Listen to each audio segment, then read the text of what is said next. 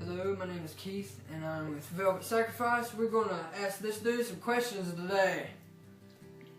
Alright, his name is Brumfield, and he preached his first message tonight. And we're just going to ask you some questions here about, being saved, being a Christian, and some obstacles and stuff.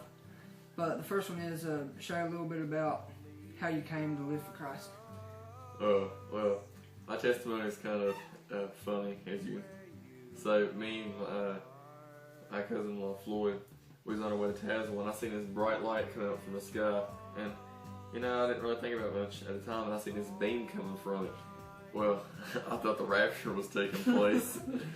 And I was like, Lord, forgive me. I said, if it ain't too late. I was scared half to death, and I ain't never felt anything like that before.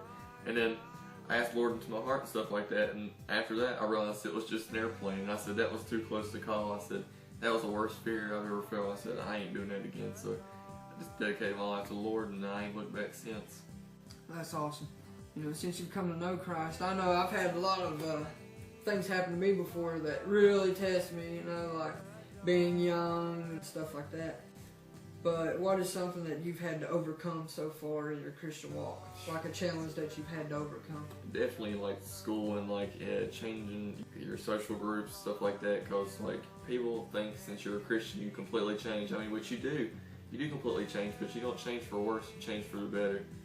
That part of you that used to be drag you down, get you into trouble, and just completely destroy you and wash out who you actually really are or what you could be for Christ, is just gone. It's instead of becoming worse and you change, fun, you become better, people want to hang around you, you become positive and who you want people to receive you as. Yeah, it's good stuff. Yeah, I went through that myself in school whenever I first got saved. It was a little bit hard, but you have to do something.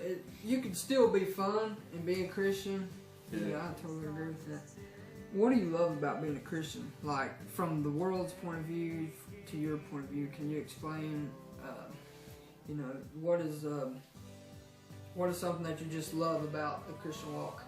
Gosh, the one thing's got to be the endless love. There probably don't.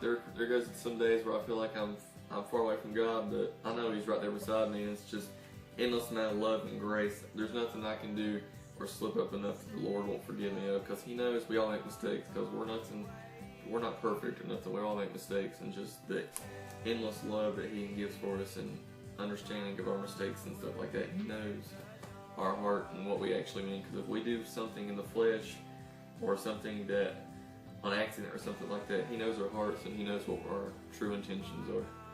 That's just one thing I love about it. If you could tell anybody, if they're wondering about or on the fence about being saved or not being saved, what is something that you would like to share with this generation about Christian walk and being saved? Well, it's just life's already hard as it is, and with finances and stuff like that, and what people don't know is because you serve the Lord, that you're chained down to, I can't do the stuff I used to do. When you're with the Lord, He provides ways. Like, say, I ain't doing so good and I need money or something like that. The Lord's going to bless me in ways that other people can't see, which is going to allow me to have opportunities to get money like that. That's one thing I should tell people. It's not just, you have to obey what He says.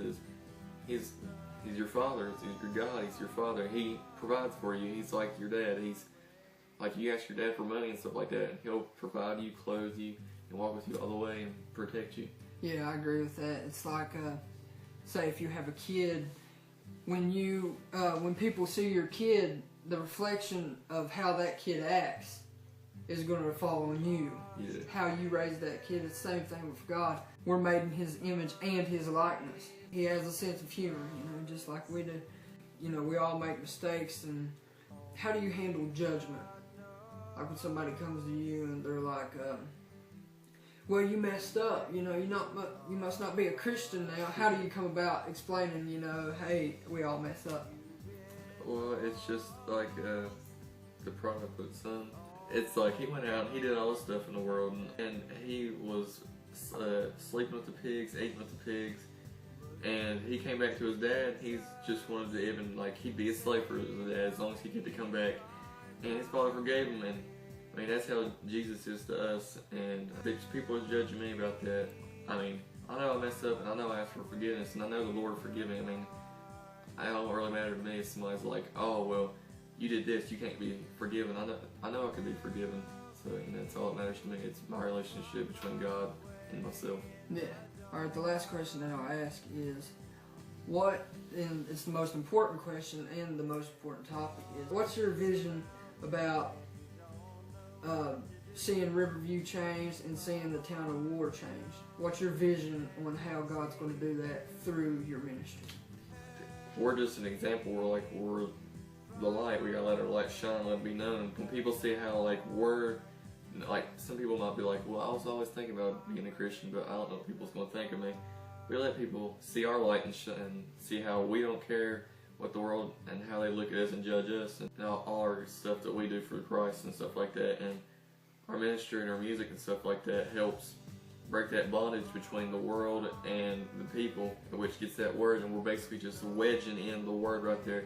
So they're like, I see where I'm doing wrong, I see how I can escape from all wrongdoings and all the things that are basically trapping me and binding me down. Yeah, music is a big part of ministry, especially nowadays where there's nothing wrong with Southern Gospel. I love that I grew up on it. I know you guys do too, but a way to reach the younger generation is through the newer style music that you guys play and what you proclaim in your worship and how you worship.